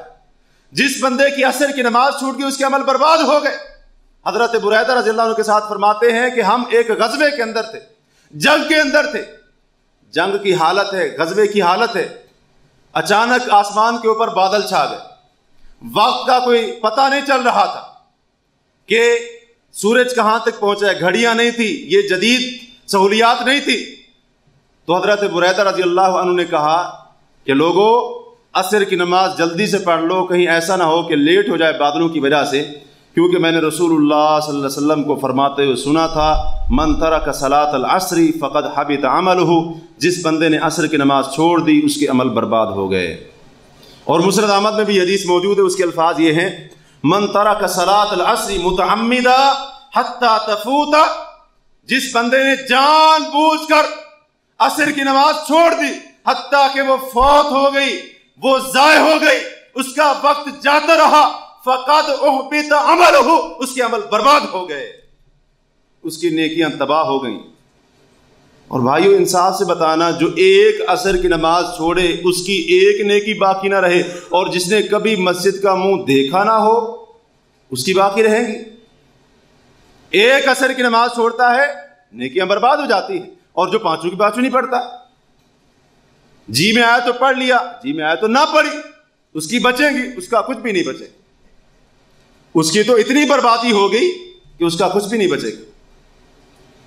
نبی علیہ الصلوۃ والسلام ایک اور جگہ پر فرماتے ہیں، من فاتتہ الصلاۃ، کہ جس بندے کی ایک بھی نماز چھوٹ جاتی ہے، ایک بھی نماز، صلاۃ ان کا لفظ یہاں پر نکرہ، ایک بھی نماز چھوٹ جاتی ہے، فرمایا فکأنما احبط عمل اہلہ ومالہ، اس بندے کا اتنا نقصان ہوا ہے، اتنا نقصان ہوا، اتنا خسارہ ہوا ہے، گویا کہ اس کا مال بھی تباہ ہو گیا، اس کے گھر والے بھی تباہ ہو، یعنی اس کو نہیں پتا اس کا کتنا نقصان ہوا جس بندے کی ایک نماز چھوٹ جاتی ہے۔ لہذا عصر کی نماز خصوصاً اور باقی 4 نمازیں عموماً ان پر پابندی کرنی ہے، وگرنہ عمل برباد ہو جائیں، نیکیاں ضائع ہو جائیں۔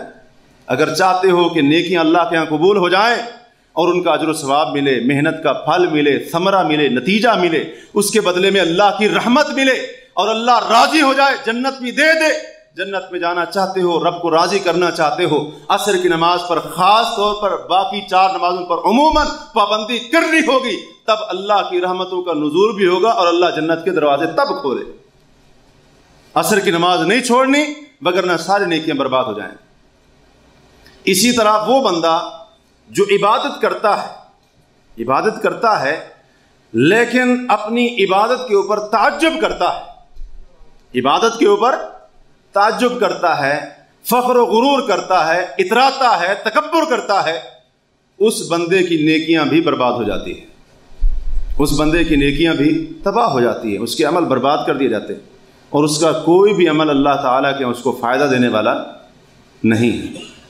امام طبرانی رحمہ اللہ اس حدیث کو اپنی معجم کے اندر لائے ہیں، حسن درجے کی حدیث ہے، اور اس کے راوی ہیں امیر المؤمنین سیدنا عمر بن الخطاب رضی اللہ تعالی عنہ و ارضا۔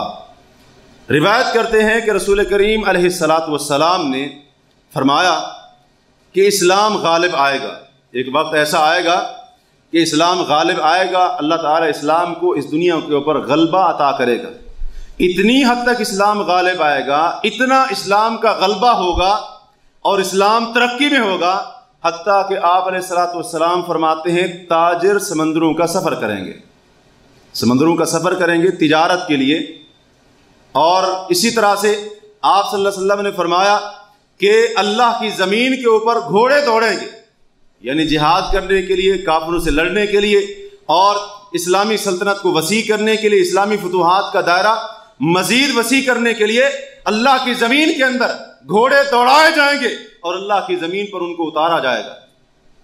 پھر آپ صلی اللہ علیہ وسلم نے فرمایا کہ قرآن مجید کھول دیا جائے گا، قرآن مجید کھول دیا جائے گا، اور کھول دینے کا یہ معنی کہ ہر بندہ اس کو آسانی سے پڑھے گا، اس کو سیکھے گا، اس کو یاد کرے گا، کھول دیا جائے گا، چھوٹا بڑا، یعنی وہ کیا کرے گا، اس کو سیکھے گا۔ حتیٰ کہ نبی علیہ الصلوۃ والسلام فرماتے ہیں ایک قوم ایسی آئے گی جو اس قرآن کو پڑھے گی، قرآن کو پڑھے گی، سیکھے گی، سکھائے گی، اور یہ ان کا مشغلہ ہوگا، یہ ان کا عمل ہوگا، یہ ان کی نیکی ہوگی، یہ ان کی مصروفیت ہوگی۔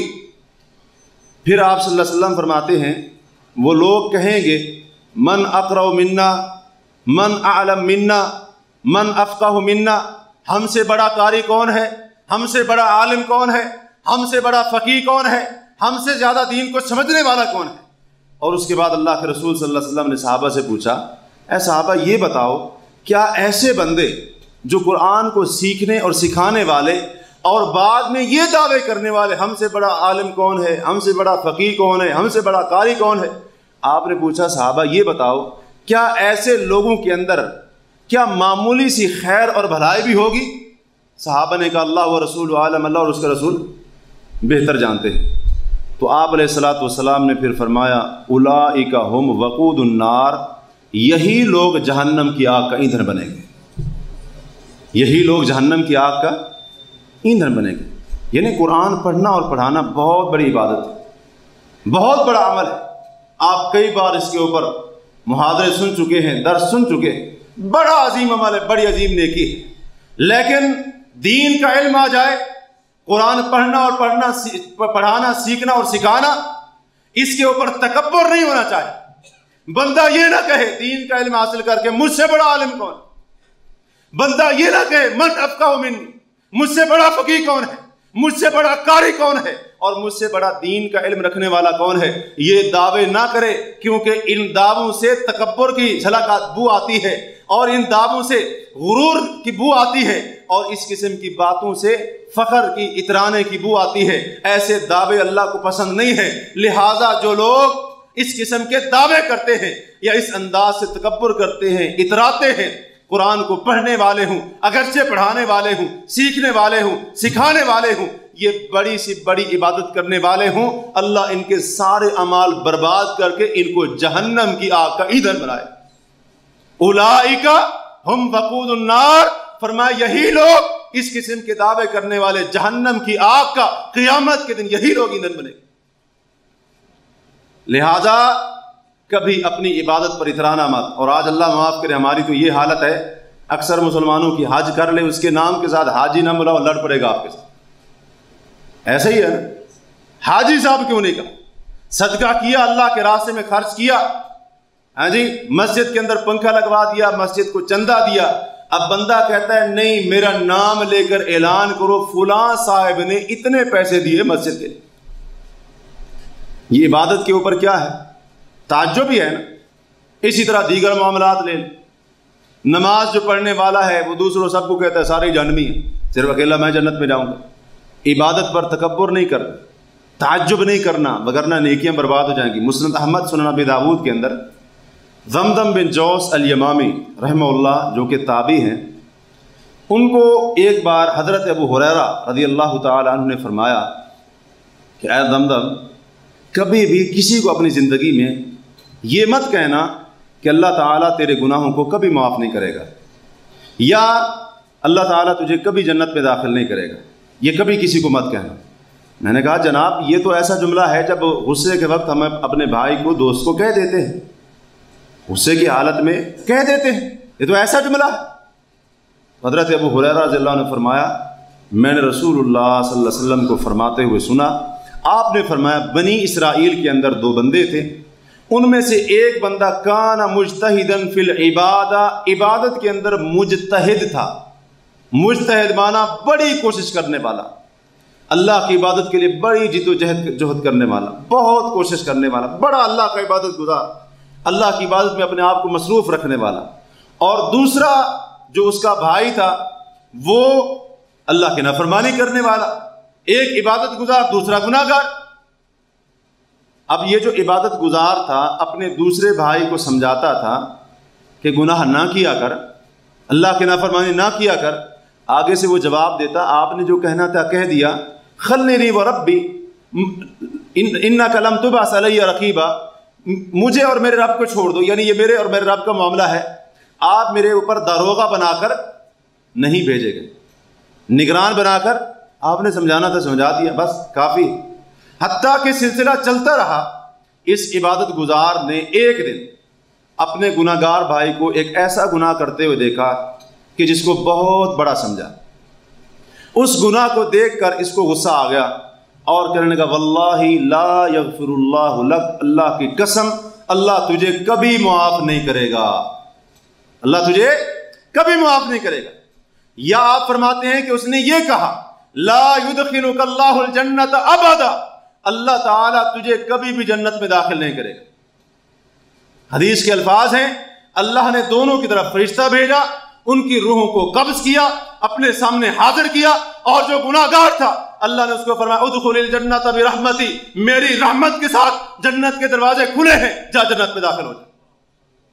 اور جو عبادت گزار تھا اللہ نے فرمایا یہ بتا اکنت بی عالما، کیا میرے بارے میں تجھے علم تھا کہ میں اس کو معاف نہیں کروں گا، جنت میں داخل نہیں کروں گا؟ اکنت علی ما فی یدی خازنہ، جو میری رحمت میرے ہاتھوں کے اندر موجود ہے کیا تو اس کا خزانچی تھا؟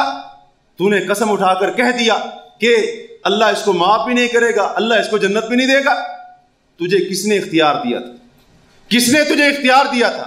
اللہ تعالیٰ فرشتوں کو فرمائے گا اذهبوا به الى النار، اس عبادت کی کوشش کرنے والے کو جہنم کی آگ کی طرف لے جاؤ۔ کہاں گئی باتیں، کدھر گئی نیکیاں؟ سب برباد ہو گئی۔ اس لیے عبادت کے تعجب میں آ کر، عبادت کے غرور میں آ کر کبھی ایسا جملہ اپنی زبان سے مت نکالنا، عبادت کے اوپر تعجب مت کرنا، نیکی پر غرور مت کرنا، میں نے جناب فلاں کام کیا، میں نے فلاں عبادت کی، میں نے فلاں عمل کیا، جتنا میں عمل کرتا ہوں کوئی اور نہیں کرتا۔ یہ سارے کے سارے جملے اللہ کی عبادت پر غرور و فخر کا اظہار کرنے کے جملے۔ ایسے جملوں سے اپنے آپ کو بچائیے۔ نبی علیہ الصلوۃ والسلام نے یہ حدیث بیان کرنے کے بعد فرمایا والذی نفس ابو القاسم بیدی، ابو القاسم کی جان جس اللہ کے ہاتھ میں ہے، مجھے اس اللہ کی قسم ہے لتکلم بالکلمہ، ایک جملہ اپنی زبان سے ایسا نکالا او بقت دنیاہ و آخرتہ، جس نے اس کی دنیا بھی تباہ کر دی، آخرت کو بھی برباد کر کے رکھ دی۔ صرف ایک جملہ ساری زندگی کی باتیں کیا ہو گئیں؟ نیست و نابود ہو گئی، تباہ و برباد ہو۔ لہٰذا عبادت پر کبھی بھی تعجب مت کرنا، اترانا نہیں، فخر و غرور نہیں کرنا، عبادت کے اوپر نیکی کے اوپر تکبر نہیں کرنا، وگرنہ نیکیاں ضائع ہو جائیں۔ اسی طرح ایک اور چیز کہ جس کی وجہ سے اللہ تعالیٰ اعمال کو ضائع کر دیتا ہے، نیکیاں برباد ہو جاتی ہیں، وہ ہے انسان کا تنہائی کے اندر اللہ تعالیٰ کے کسی حرام کردہ کام کا ارتکاب کرنا۔ کوئی کام اللہ نے حرام کیا، کوئی بندہ مسلمان تنہائی کے اندر لوگوں سے نظر بچا کر خلوت کے اندر، علیحدگی کے اندر، جب کوئی دیکھ نہ رہا ہو، ایسی جگہ پر کوئی حرام کام کرنا جہاں پر کوئی اور موجود نہ ہو، تو جو بندہ ایسے کرتا ہے اللہ اس کی بھی نیکیوں کو برباد کر کے رکھ دیتا ہے۔ سنن ابن ماجہ میں حسن سند کے ساتھ حضرت ثوبان رضی اللہ عنہ سے روایت ہے، کہتے ہیں رسول اللہ صلی اللہ علیہ وسلم نے فرمایا لَأَعْلَمَنَّ أَقْوَامًا مِّنْ أُمَّتِي، اپنی امت کے کئی لوگوں کو میں جانتا ہوں اور بالتاکید جانتا ہوں، یأتون یوم القیامت بحسنات، وہ قیامت کے دن اتنی بڑی بڑی نیکیاں لے کر آئیں گے، امثال جبال تہامۃ بیضا، کہ ان کی نیکیاں اتنی زیادہ ہوں گی جیسے تہامہ کے پہاڑ ہیں۔ اور تہامہ ایک بہت بڑا پہاڑی سلسلہ ہے جو حجاز سے شروع ہوتا ہے، اردن تک چلا جاتا ہے، اور اس سلسلے کے اندر چھوٹے پہاڑ بھی ہیں، بڑے پہاڑ بھی۔ آپ فرماتے ہیں ان کی نیکیوں کی چمک دمک، ان کے نیکیوں کا چمکنا، بلندی ایسے ہوگی جیسے تہامہ کے بڑے بڑے پہاڑ ہیں، بلند و بالا پہاڑوں جتنی ان کی نیکیاں قیامت کے دن حشر کے میدان میں لے کر آئیں گے، فَيَجْعَلُهُ اللَّهُ هَبَاءً مَنْثُورًا، لیکن اللہ تعالیٰ پہاڑوں کے برابر کی ان کی نیکیوں کو ذرات بنا کر اللہ ان کو اڑا دے گا، ضائع کر دے گا، برباد کر کے رکھ دے گا۔ صحابہ کرام نے جب یہ بات سنی، کہا اللہ کے رسول علیہ الصلوۃ والسلام ایسے لوگوں کے اوصاف ہمارے سامنے بیان کریں، ایسے لوگوں کی ہمارے سامنے وضاحت کر دے، کہیں ایسا نہ ہو لا علمی میں نہ جانتے ہوئے ہم بھی ان لوگوں جیسا کوئی کام نہ کر بیٹھیں اور اللہ ہماری نیکیوں کو کہیں قیامت کے دن برباد نہ کر دے۔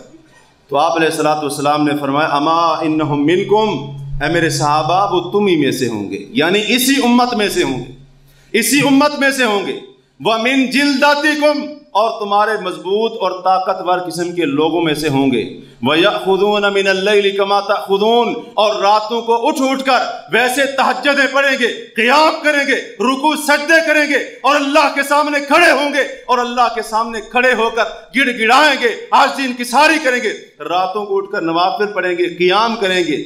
وَلَكِنَّهُمْ أَقْوَامٌ، لیکن وہ ایسے لوگ ہوں گے اِذَا خَلَوْا بِمَحَارِمِ اللَّهِ، جب تنہائی کے اندر اللہ کے حرام کردہ چیزوں یا اللہ کے حرام کردہ کوئی کاموں میں سے کوئی کام کرنے کا موقع ملے گا، انتہاکوہا، وہ کام کر گزریں گے، اللہ پہاڑوں کے برابر کی بھی ان کی نیکیاں ہوں گی، سب تباہ و برباد کر دے گا، ساری کی ساری تباہ و برباد کر دے گا۔ علیحدگی کے اندر بیٹھ کر کوئی حرام چیز مشروب یا کوئی حرام چیز کھانے کی استعمال کرنے والا، اس کو یاد رکھنا چاہیے۔ تنہائی کے اندر بیٹھ کر کوئی حرام چیز سننے والا، گانا وغیرہ، اس کو بھی حدیث یاد رکھنی چاہیے۔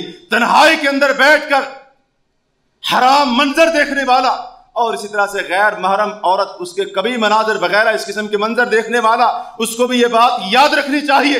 اور اسی طرح سے کوئی حرام کام کرنے والا تنہائی کے اندر بیٹھ کر یہ سوچتا ہے کوئی نہیں دیکھ رہا، یہ سوچتا ہے علیحدہ ہوں، یہ کہتا ہے خلوت کے اندر ہوں، یہ کہتا ہے تنہائی کے اندر ہوں، کوئی نہیں دیکھ رہا، لیکن یاد رہے کائنات کا رب اللہ وحدہ لا شریک دیکھ رہا ہے۔ اور اگر یہ تنہائی کے اندر کوئی حرام کام کرتا ہے، کوئی حرام چیز کھاتا ہے، پیتا ہے، کوئی ایسا کام کرتا ہے، تو رب کائنات اگر اس کی پہاڑوں کے برابر بھی قیامت کے دن نیکیاں ہوں گی، ساری نیکیوں کو اللہ تباہ و برباد کر کے رکھ دے۔ اس لیے تنہائی، جلوت اور خلوت وہ ایک ہی ہونی چاہیے، جیسے لوگوں کے اندر ہیں ویسے تنہائی میں بھی ہونا چاہیے۔ یہ نہ ہو کہ ہم لوگوں کے درمیان تو بڑے متقی، نیک اور اسی طرح سے اور ایمان والے اور اسی طرح سے پارسا، زاہد و عابد، لیکن تنہائی میں جب بھی موقع ملے تو انسان حرام کام کرنا شروع کر دے، غلط کام کرنا شروع کر دے۔ نہیں بھائیو، اپنے آپ کو بچانا ساری زندگی کے لیے نصیحتیں ہیں، اپنے آپ کو بچانا، تنہائی کے اندر کبھی بھی کسی حالت میں بھی کوئی ایسا کام نہیں کرنا جس کو اللہ اور اس کے رسول علیہ الصلوۃ والسلام نے حرام قرار دیا ہے، وگرنہ ساری نیکیوں کو اللہ ریت کے مٹی کے ذرات کی طرح اڑا کر برباد کر دے گا، ضائع کر دے گا، اور اس کا کوئی اجر و ثواب ملنے والا نہیں۔ اللہ تعالیٰ سے دعا کیجیے کہ اللہ وحدہ لا شریک ہمیں عبادت کرنے کے بعد، نیکی کرنے کے بعد، عمل صالح کرنے کے بعد ان عبادات اور اعمال کی حفاظت کرنے کی بھی توفیق نصیب فرمائے، اور اللہ تعالی ہمیں ان تمام کاموں سے بچتے رہنے کی توفیق عطا کرے جو کام نیکیوں کو، اعمال کو برباد کرنے والے ہیں، جو ایمان کو کمزور کرنے والے ہیں اور بندے کے عقیدے اور ایمان کی تباہی اور بربادی کا باعث اور ذریعہ بنتے ہیں۔ اللہ وحدہ لا شریک ہمیں ایسے تمام کاموں سے اپنے آپ کو بچانے کی توفیق نصیب فرمائے۔ رب کائنات سے دعا ہے کہ اللہ وحدہ لا شریک قرآن کے ذریعے، نبی علیہ الصلوۃ والسلام کے فرمان کے ذریعے ہمیں اپنی اصلاح کرنے کی توفیق عطا فرمائے۔ اللہ وحدہ لا شریک ہمیں توفیق دے کہ ہم جلوت اور خلوت میں ایک جیسے بن جائیں، اور اللہ تعالی ہمیں تنہائی میں بھی خود سے ڈرنے کی توفیق نصیب فرمائے۔ تنہائی کے اندر، علیحدگی کے اندر بھی اللہ تعالی ہمارا ڈر اور خوف ہمارے دل کے اندر ڈال دے، اور جب تک زندہ رہیں، اسلام کے اوپر قائم رہیں، اللہ تعالی ہمیں ثابت قدم رکھے، اور جب موت آئے ایمان کی حالت میں عقیدہ توحید پر آئے، نیک اعمال پر خاتمہ ہو۔ سبحانک اللہم و بحمدک، اشہد ان لا الہ الا انت، استغفرک و اتوب الیک۔ السلام علیکم ورحمۃ اللہ وبرکاتہ۔ یہ تھے ہمارے معزز مہمان فضیلت الشیخ محمد طارق حفظہ اللہ تعالی، جو ہمارے یہ تربیت فرما رہے تھے کہ وہ کون سے اعمال ہیں کہ جو ہماری نیکیوں کو برباد کر سکتے ہیں۔ اگر آپ کو اور مجھے یہ پتہ چل جائے وہ کون سی چیزیں ہیں جو ہماری دنیا کو برباد کر سکتی ہیں، میرے پاس جو جمع پونجی ہے اس کو برباد کر سکتے ہیں. جمع پونجی، مال، دولت، ریال، جائیداد، اس کو کون کون سی چیزیں برباد کر سکتے ہیں آپ کو پتہ چل جائے تو کیا خیال ہے؟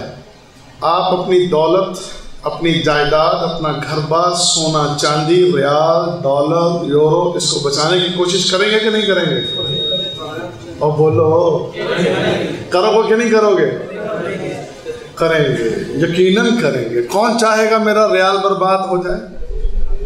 ایک ریال بھی ضائع نہیں کروں گا، ایک ریال بھی کہیں غلط جگہ پہ نہ بچاتا ہے، سنبھالتا ہے، کوشش کرتا ہے کہ میرا مال، میرا روپیہ، میری جائیداد، میرا سونا، میری چاندی، میرا گھر، میری دولت برباد نہ ہو، اس کے لیے کوشش کرتے ہیں، محنت کرتے ہیں.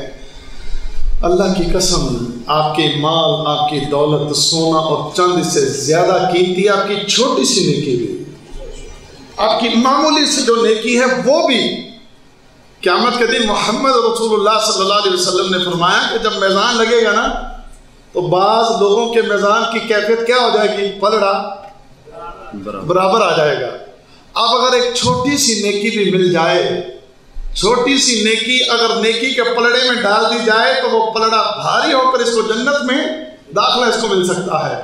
اب دوڑے گا، بھاگے گا، مجھ سے مال لے لو، دولت لے لو، پیسہ لے لو، جو کچھ زمین میں ہے سب کچھ لے لو، زمین و آسمان کے خزانے مجھ سے لے لو اور مجھے چھوٹی سی نیکی دے دو، تو اس دن اس کو یہ چھوٹی سی نیکی نہیں ملے گی.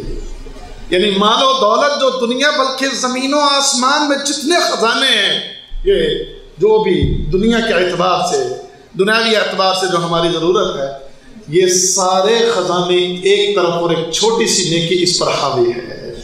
تو اب اس کو بچانا چاہیے کہ نہیں بچانا چاہیے؟ تو جو کچھ سنا ہے بھائیو، اس پر عمل کیجئے. اللہ سے دعا ہے کہ اللہ تعالیٰ مجھے اور آپ کو، ہم سب کو سمجھنے پر عمل کرنے کی توفیق عطا فرمائے. اللہ تعالیٰ ہمیں اپنی نیکیوں کی حفاظت کرنے کی توفیق عطا فرمائے. اللہ تعالیٰ ہمیں یہ توفیق دے کہ ہم زیادہ سے زیادہ نیکیاں کریں بھی اور ان کو بچائیں بھی. بھائیو، ہم اپنے ان جمعہ کے دروس میں آپ بھائیوں کے لیے مختلف مشائخ کا اہتمام اسی لیے کرتے رہتے ہیں کہ آپ کی علمی پیاس کو زیادہ سے زیادہ بجھانے کا بندوبست کیا جائے، زیادہ سے زیادہ علم آپ لوگ سیکھیں. تو الحمدللہ آج جیسے شیخ طارق صاحب تشریف لائے ہیں، ایسے ہی شیخ فیضی صاحب بھی تشریف لاتے ہیں، شیخ عبد الماجد صاحب بھی تشریف لاتے ہیں. اور جب کوئی پاکستان سے یا انڈیا سے اگر کوئی شیخ آتا ہے تو ہم اس کو بھی دعوت دیتے ہیں.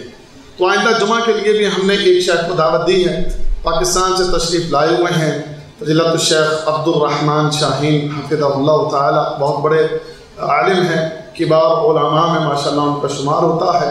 اور سردیوں کے موسم میں ایک دفعہ ہمارے پاس وہ تشریف لائے تھے، تو اب بھی سعودیہ میں وہ تشریف لائے ہوئے ہیں. میں نے ان سے رابطہ کیا اور ٹائم دیا ہے، تو امید ہے کہ ان کے ساتھ انشاءاللہ اتفاق ہو جائے گا. وہ کہہ رہے تھے میں 1-2 دن میں آپ کو بتا دوں گا. تو یہ جمعے کا درس جو ہے ہم ان کا رکھ رہے ہیں انشاءاللہ. تو اللہ سے دعا ہے کہ اللہ تعالی ہم سب کو زیادہ سے زیادہ ایسے علماء سے سیکھنے کی توفیق عطا فرمائے. جزاکم اللہ خیر. السلام علیکم ورحمۃ اللہ وبرکاتہ. سبحانک اللہم وبحمدک، اشہد ان لا الہ الا انت، استغفرک واتوب الیک.